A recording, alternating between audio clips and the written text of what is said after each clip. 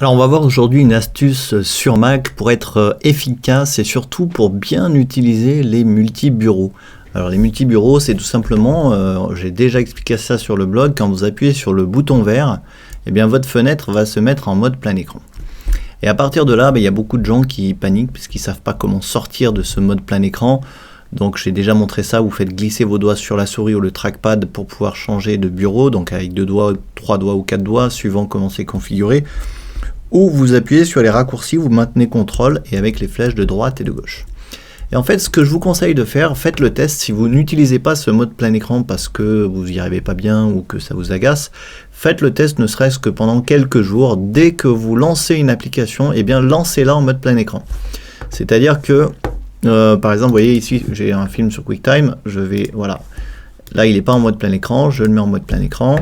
Je lance par exemple photo, iTunes, enfin peu importe, même le Mac App Store, vous voyez, tout est en mode plein écran. Vous passez systématiquement, dès que vous lancez un logiciel, en mode plein écran.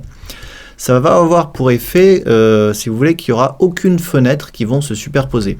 Vous voyez, tous mes bureaux sont ici en haut et j'ai aucune fenêtre qui se superpose, ce qui fait que je peux très rapidement passer d'un logiciel à l'autre comme ça. Et je ne suis pas sans arrêt en train d'ouvrir ou de fermer des fenêtres. Alors le petit raccourci qui marche super bien pour passer d'une application à l'autre, c'est commande tab. Vous voyez, je maintiens la touche commande et j'appuie à chaque fois sur tab tout en maintenant la touche commande. Ça me permet de passer d'une application à l'autre tout simplement sans avoir à fermer ou réouvrir mes fenêtres systématiquement, puisque souvent en fait, je vois beaucoup d'utilisateurs qui font ça.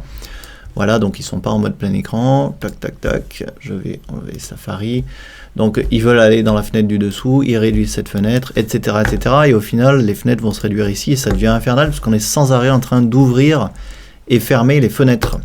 Tandis que si vous êtes en plein écran, eh bien ça va beaucoup mieux, surtout si vous utilisez commande tab pour passer d'une application à l'autre. C'est vraiment, vous voyez, c'est vraiment génial, ça va extrêmement vite. Et c'est vraiment super pratique. Donc soit en faisant glisser vos doigts sur la souris sur le trackpad, soit je trouve que commande tab c'est encore plus efficace puisque c'est plus rapide pour passer d'une application à l'autre. Et je rappelle que si vous voulez mettre une application à côté d'une autre, je vais jeter cette fenêtre en haut comme ça et vous voyez, je peux choisir sur quel bureau je veux mettre cette fenêtre, par exemple à côté d'iTunes, hop, et vous voyez que maintenant j'ai le Finder qui est à côté d'iTunes.